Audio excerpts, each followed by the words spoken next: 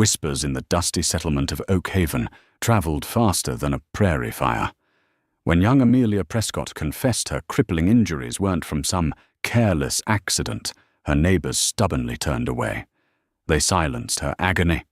But high in the bitter Rockies, one rugged trapper sensed a deadly hidden lie.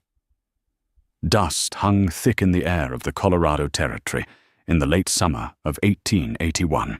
Oak Haven was a booming town, built on the backs of silver miners and cattle barons, but beneath its prosperous veneer lay a bedrock of deep, suffocating corruption. At the heart of this settlement stood the local telegraph and post office, operated by 22-year-old Amelia Prescott. Amelia had always been the town's sweet-natured cornerstone, the girl who delivered letters of joy and telegrams of sorrow with equal grace. But for the past 3 weeks, Amelia had become a ghost of her former self, trapped in a waking nightmare that the entire town had collectively agreed to ignore. Behind the heavy oak counter, Amelia stood rigidly, her knuckles white as she gripped the wood. Sweat beaded on her pale forehead, tracing the dark circles beneath her hollow eyes. Every shift of her weight sent blinding, jagged spikes of agony shooting up her spine and radiating through her lower body. She had not sat down in 21 days. "Amelia, dear, you look positively wretched," Mrs. Martha Higgins, the wife of the town's baker, remarked offhandedly as she signed for a parcel. Amelia swallowed hard, her voice trembling as the pain flared. "It hurts when I sit, Martha. It feels like I'm being torn apart all over again. The wounds aren't closing. I think the infection is deep." Martha's eyes darted nervously toward the saloon across the street, a building owned by the Abernathy family. Her expression hardened into a cold, dismissive mask. "Now, Amelia, we've talked about this. Doc Calloway said you took a clumsy tumble off that roan mare of yours.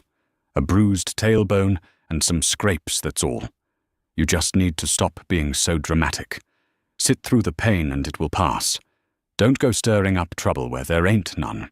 Martha snatched her parcel and hurried out the door, the bell jingling cheerfully in cruel contrast to the heavy silence left in her wake. Amelia closed her eyes, a single tear cutting through the dust on her cheek. It hadn't been a fall. The town knew it. Doc Calloway knew it. And William Abernathy, the cruel, entitled son of the town's wealthiest mayor, certainly knew it.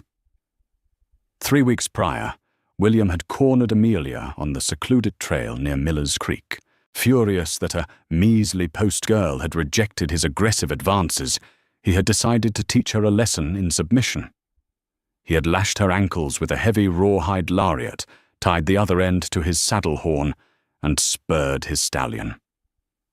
Amelia had been dragged for a quarter of a mile, over jagged hard-pan, sharp gravel and unforgiving shale. Her thick woolen skirts had provided little protection against the brutal terrain. When he finally cut her loose, laughing as he rode away, Amelia had been left a bleeding, broken mess in the dirt. She had crawled 2 miles back to town, but when Doc Calloway examined her, Mayor Abernathy had been standing right behind him, a heavy sack of silver coins resting on his medical bag. The diagnosis was officially recorded as a riding accident. Amelia's pleas were silenced with threats against her late father's property and her own life. Left with festering lacerations across her lower back, thighs, and pelvis, she was abandoned to suffer in plain sight. She could not sleep, she could not rest, and most agonizingly, she could not sit. The bell above the door chimed again, snapping Amelia back to her grim reality. The man who ducked his head to clear the doorframe was not a local. He was massive, built like the granite peaks of the Wind River Range he called home. Jedediah Boone came down to Oak Haven only twice a year to trade his prime winter pelts for coffee, black powder, and salt. He wore worn buckskins, a heavy coat of cured bear fur, and smelled faintly of wood-smoke pine resin and leather.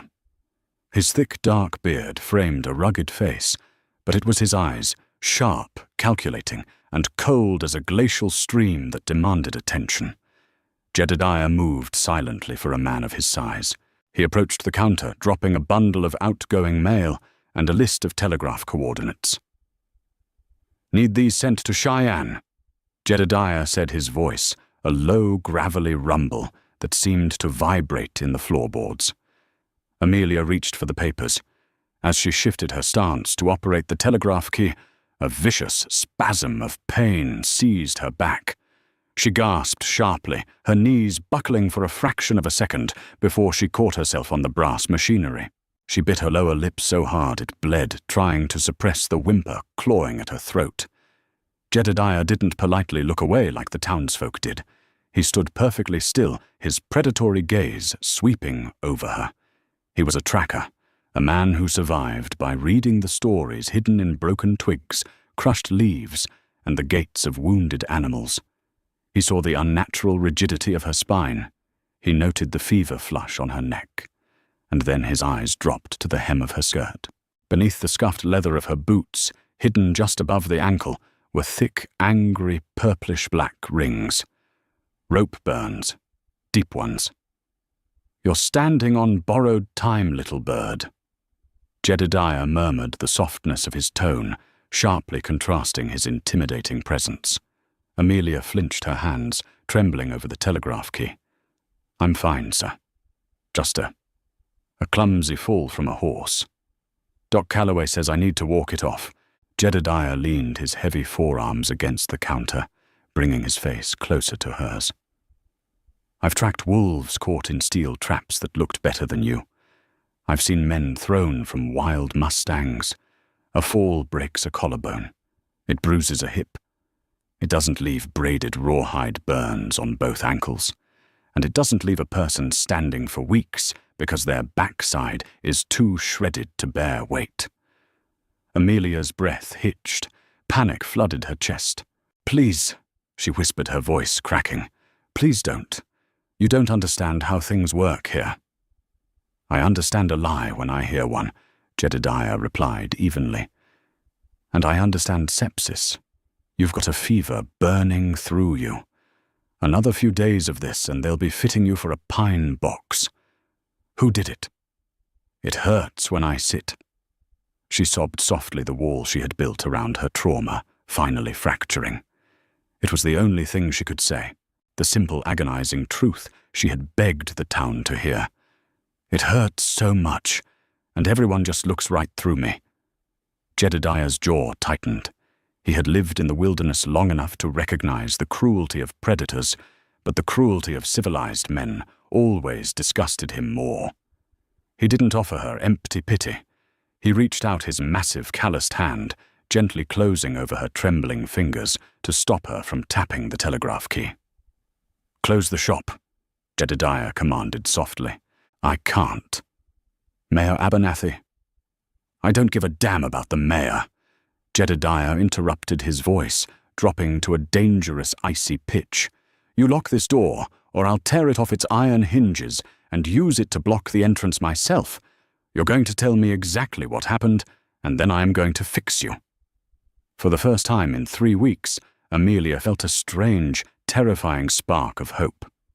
She hobbled to the front door, flipped the wooden sign to closed, and drew the heavy green shades. The telegraph office was plunged into a dim, quiet stillness. Jedediah guided her to the back room, where she kept a small cot and her supplies. He didn't force her to sit.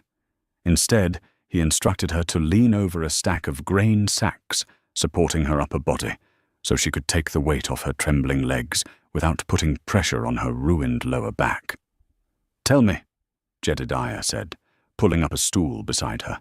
Between ragged breaths and stifled sobs, Amelia poured out the horrific truth. She told him about the secluded trail, William Abernathy's drunken rage, the heavy lariat, and the endless dragging over the shale.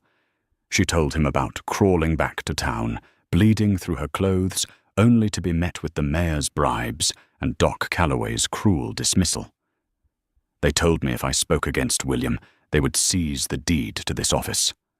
Amelia wept, burying her face in her arms. Doc Calloway gave me a jar of useless petroleum salve and told me I was hysterical.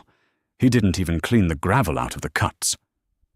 A terrifying silence filled the room. Amelia turned her head to look at Jedediah. The mountain man was entirely still, but the air around him felt charged like the heavy, suffocating pressure right before a massive lightning strike.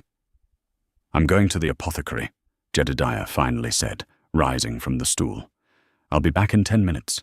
Don't open the door for anyone."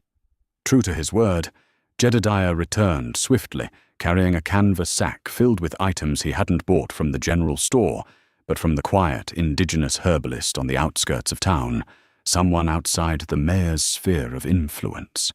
He brought clean linen, a bottle of strong rye whiskey bundles of dried usnea yarrow, and a jar of raw pine pitch mixed with honey. "This is going to hurt," Jedediah warned, his voice infinitely gentle, "but it will save your life. I need you to lift your skirts." Amelia's face burned with humiliation, but the relentless agony overrode her modesty. With shaking hands, she unfastened her garments, revealing the extent of the damage. Even Jedediah, a man who had survived bear maulings and gunshot wounds, drew in a sharp breath. The skin across her lower back, upper thighs, and pelvis was a canvas of butchery. Deep parallel gouges from the sharp shale were heavily infected, the tissue necrotic and weeping. The surrounding skin was painted in gruesome shades of black and yellow bruising. It was a miracle she was still standing. It was a testament to a willpower he had rarely seen in hardened frontiersmen. "They left you to rot," Jedediah growled, his hands hovering over the wounds. "They looked at this and left you to die to protect a spoiled boy. Can you fix it?" she whispered into the grain sacks. "I can," he promised. For the next 2 hours, the telegraph office transformed into a makeshift surgery. Jedediah worked with brutal efficiency, but shocking tenderness. He used the whiskey to sterilize the wounds, apologizing each time Amelia bit down on a leather strap to muffle her screams. He used a pair of fine silver tweezers, sterilized over a candle flame, to meticulously pick out the tiny, jagged pieces of shale and gravel that Doc Calloway had intentionally left behind. As he worked on a particularly deep laceration near her right hip, his tweezers caught on something that wasn't rock. He pulled it out, wiping away the blood to examine it under the lamplight. Jedediah's eyes narrowed into dangerous slits. It was a small, inch-long piece of heavily braided rawhide, dyed a distinctive ox-blood red. It was a piece of the lariat that had torn into her flesh and snapped off during the dragging. "Amelia," Jedediah said softly, holding up the bloodied piece of leather. "Does William Abernathy carry an ox-blood lariat?" Amelia turned her head, her feverish eyes focusing on the object. She nodded weakly. "Custom made. He brags about it. He bought it in Denver." Jedediah carefully folded the piece of rawhide into a clean scrap of linen and tucked it into his breast pocket. It wasn't just a piece of leather. It was irrefutable physical proof of the assault, proof that Doc Calloway had covered up. He applied a thick poultice of usnea and yarrow to draw out the infection, sealing the worst wounds with the pine pitch and honey mixture to act as a barrier against dirt. Finally, he bound her tightly with clean linen. "You can lie down on your side now," Jedediah coaxed, helping her shift onto the narrow cot. For the first time in 21 days, Amelia took the weight off her legs. As she laid on her side on the soft mattress, the immediate relief was so profound that she burst into fresh tears. The burning agony had subsided into a dull, manageable ache. She felt the heavy, protective presence of the mountain man sitting beside her, a stark contrast to the cowardly town that had abandoned her. "Thank you," she rasped, her eyes heavy with exhaustion. Why are you doing this for me?" Jedediah reached out his rough thumb, gently brushing a tear from her cheek. "Because out in the wild, when a creature is wounded, the pack either protects it or puts it out of its misery." They don't pretend it isn't bleeding. This town is worse than animals, Amelia. And they are going to learn what happens when they anger a man who lives by the laws of the wild. Before Amelia could reply, a loud, violent pounding erupted at the front door of the telegraph office. "Amelia Prescott," a harsh voice shouted from the street. It was Deputy Miller, one of Mayor Abernathy's bought-and-paid-for thugs. "We know that mountain man is in there with you. Mayor wants to see him. Open this door before we kick it in." Amelia's heart hammered against her ribs.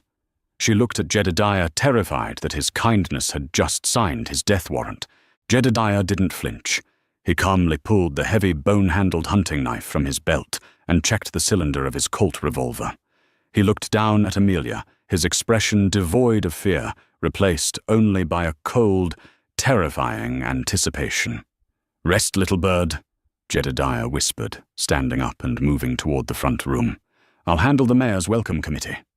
The heavy oak door of the telegraph office did not burst open. Instead, the deadbolt clicked with a slow, deliberate finality. The door swung wide to reveal Jedediah Boone filling the frame. Deputy Miller stood on the dusty boardwalk, flanked by 2 hired guns, who looked more like cattle rustlers than men of the law. Miller had his hand resting arrogantly on the butt of his Colt Peacemaker. He expected to find a frightened girl and a compliant transient. He did not expect to look into the dead, uncompromising eyes of an apex predator. "Mayor Abernathy wants a word with you, mountain man," Miller sneered, though he took a subconscious half-step backward. "Seems you're trespassing on town property and harassing our post-mistress." Jedediah didn't raise his voice. He didn't need to. "The only harassment happening here is a town full of cowards, burying a woman alive to protect a rich man's son." Miller's face flushed red. "You best watch your mouth, trapper. We run things here." He moved to draw his weapon. Jedediah moved faster than a striking rattlesnake. Before Miller's revolver even cleared its leather holster, Jedediah's massive hand clamped down on the deputy's wrist. With a sickening sharp crack, the bones splintered. Miller shrieked, dropping the gun to the boardwalk. In the same fluid motion, Jedediah drove the heavy bone handle of his hunting knife into the temple of the man to Miller's left, sending him collapsing into the horse trough. The third thug froze his hands, raised in immediate surrender, his eyes wide with terror. Jedediah pulled Deputy Miller close by his lapels, lifting the man until the toes of his boots barely scraped the wooden planks. "You listen to me, you spineless cur." Jedediah growled his voice, a low, terrifying rumble. He reached into his breast pocket and pulled out the blood-soaked scrap of ox-blood rawhide. He shoved it an inch from Miller's face. "You tell William Abernathy I found his property, and you tell Mayor Abernathy that if he thinks he can buy the truth in this territory, he is gravely mistaken. I rode as a scout for General Crook, and I know U.S. Marshal David Cook in Denver personally. Cook doesn't take kindly to local tycoons playing God." At the mention of David Cook, the legendary chief of the Colorado Rocky Mountain Detective Association, Miller's face drained of all color. The corrupt local officials knew that if the federal marshals descended on Oak Haven, the Abernathy Empire would crumble overnight. Jedediah dropped the deputy into the dirt. "Go!" The 2 conscious men scrambled away, dragging their unconscious partner. Jedediah turned and walked briskly across the street, ignoring the gasps and stares of the townsfolk who were peeking through their saloon shutters. He kicked open the door to Doc Calloway's clinic. The elderly doctor was packing a carpet bag, clearly having seen the altercation out the window. "Please, I had no choice," Calloway stammered, backing away. "The mayor, he threatened my practice." "Sit down," Jedediah commanded. He forced the trembling doctor to sit at his desk, placed a blank sheet of medical stationery in front of him, and slammed a fountain pen onto the wood. "You are going to write a sworn medical affidavit detailing the exact nature of Amelia Prescott's injuries." Jedediah instructed his hand, resting heavily on the butt of his revolver. "You will describe the lariat, burns, the shale gouges, and the localized sepsis you willfully ignored. You will state that the injuries are entirely consistent with being dragged by a horse, not falling from one. And you will sign it. Sweat pouring down his face, Doc Calloway wrote exactly as instructed. Jedediah took the paper blue on the ink to dry it and folded it into his pocket. Returning to the telegraph office, Jedediah found Amelia sitting up on the edge of the cot. She looked exhausted, but the feverish glaze in her eyes was beginning to fade. "We have to leave," Jedediah told her gently, wrapping a thick wool blanket around her shoulders.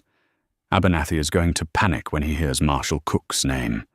They won't try to buy my silence. They'll try to bury us both." Amelia nodded, trusting this stranger with her life. "Where will we go?" "Up," Jedediah said simply. "Into the Wind River Peaks. It's my territory.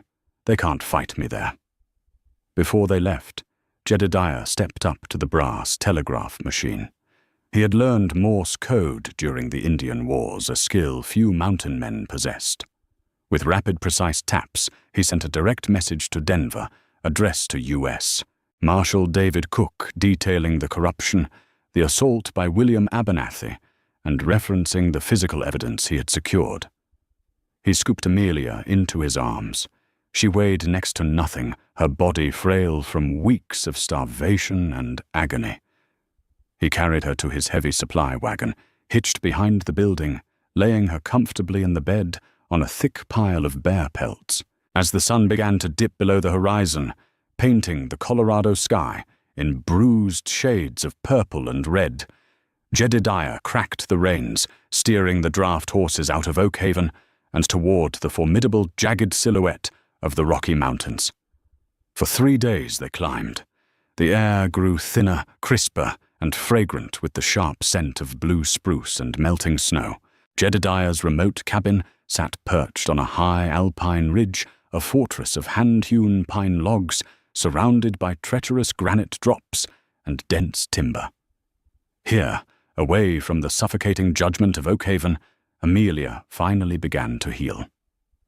Jedediah changed her bandages daily, applying fresh herbal poultices and feeding her rich venison broth to rebuild her strength. For the first time in a month, she could sleep through the night. The crippling pain that struck whenever she tried to sit was subsiding into a dull ache, slowly transforming into healing scars. More than her body, her spirit mended. She watched Jedediah chop wood track game and tend to his horses. He was a man of few words, but his actions spoke volumes. He treated her not as a broken victim, but as a survivor of a vicious storm. In the quiet evenings by the hearth, they spoke of their pasts. Amelia learned of his solitary life after the brutal campaigns of the war, and Jedediah listened to her dreams of seeing the ocean a world away from the dusty trails of Colorado. But down in the valley, a storm of a different kind was brewing. Mayor Abernathy, terrified by the telegraph sent to Denver, had authorized a desperate measure. He gave his son William $10,000 in silver to hire a posse of ruthless Pinkerton deserters and bounty hunters. Their orders were simple track: the mountain man, kill them both, and burn the bodies. On the morning of their 4th day in the cabin, Jedediah stood on the porch, his eyes narrowing as he scanned the tree line a mile below. A flock of ravens burst from the canopy, their angry caws echoing up the canyon. "They're coming," Jedediah said softly, stepping back inside to retrieve his Winchester repeater. Amelia felt a cold spike of panic. William and a hunting party. Jedediah confirmed, checking his ammunition. He turned to her, his expression remarkably calm. "Stay inside. Bar the door. Do not open it until you hear me call your name." "Jedediah, there are too many of them," she pleaded, grasping his buckskin sleeve. He placed a warm, heavy hand over hers. "They are city men, Amelia. They rely on numbers and noise. Up here, the mountain does the fighting for me. I've spent the last 3 days rigging this ridge. I promised I would protect you, and I intend to keep it." William Abernathy led his posse of 8 men up the steep, narrow switchback trail. He was sweating profusely, his expensive riding clothes snagged on briars, his heart pounding from the altitude. He was fueled by a toxic mix of fear and spoiled rage. He wanted the postmistress silenced forever. "Keep your eyes peeled," William shouted over the wind. "He's just one man." That was William's fatal miscalculation. Jedediah wasn't just a man. He was an extension of the wilderness. The ambush began silently. The man taking up the rear of the posse suddenly vanished.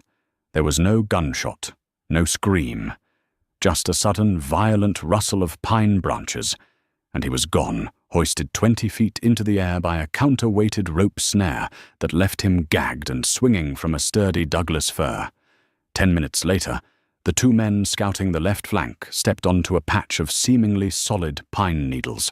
The ground gave way, plunging them into a 6-foot-deep pit trap Jedediah had dug for winter storage, its sides slicked with wet clay to prevent climbing out. Panic spread through the remaining hunters. They began firing wildly into the dense trees, wasting ammunition on shadows and swaying branches. Jedediah moved through the canopy like a ghost. He didn't want a bloodbath. He wanted terror. He dropped a heavy dead log from a cliff face, crushing the posse's pack mule and scattering their supplies. Then, a single precise shot from Jedediah's Winchester shattered the cylinder of the lead mercenary's rifle. "He's playing with us," the mercenary screamed, dropping his ruined gun. "I ain't dying for your daddy's silver." The remaining hired men broke rank, scrambling back down the mountain, abandoning William entirely. William was left alone on the trail, gasping for air, his revolver shaking in his manicured hands. "Show yourself, you savage," he screamed, his voice cracking. "You like using ropes, William," a voice whispered, seemingly from the very wind itself. Before William could turn, a heavy rawhide lariat dropped perfectly over his shoulders, snapping tight against his arms. He was jerked violently backward off his feet. He screamed as he was dragged across the dirt, a terrifying echo of the torture he had inflicted on Amelia. But Jedediah only dragged him 10 yards before hauling him upright and tying him securely to the trunk of a massive, sap-covered pine tree. Jedediah stepped out of the shadows. He didn't look angry. He looked like justice incarnate. "You're going to freeze up here." William sobbed, struggling against the tight ropes. "My father will hang you." "Your father," Jedediah replied coolly, "is currently explaining his finances to U.S. Marshal David Cook." Jedediah left William tied to the tree alive, unharmed, but utterly humiliated, to wait for the federal authorities that Jedediah knew would follow his trail. When Jedediah finally knocked on the heavy oak door of his cabin and called Amelia's name, she threw the bar back and collapsed into his chest. He held her tight, his massive arms wrapping around her like a shield. "It's over," he murmured into her hair. "The pack is safe." 3 days later, a detachment of federal deputies arrived at the ridge, led by Marshal Cook's top lieutenant. They found William Abernathy, weeping cold and coated in sticky pine sap. Back in Oakhaven, the mayor's corrupt empire had been completely dismantled. The town that had looked away was now forced to stare at the ugly truth laid bare by the U.S. government. Doc Calloway's medical license was permanently revoked by order of Governor Frederick Pitkin, and William faced 20 years in the territorial penitentiary. Amelia didn't return to Oakhaven. A month later, the first snows dusted the peaks of the Wind River Range. Inside the warm cabin, the fire crackled cheerfully. Amelia sat at the heavy oak table, actually sat with no pain, only a lingering memory of the nightmare she had survived. She looked across the room at Jedediah, who was carefully carving a piece of river driftwood. The town had tried to silence her pain, to bury her beneath their wealth and cowardice. But high in the bitter Rockies, she had found a man who knew how to listen to the whispers of the wounded.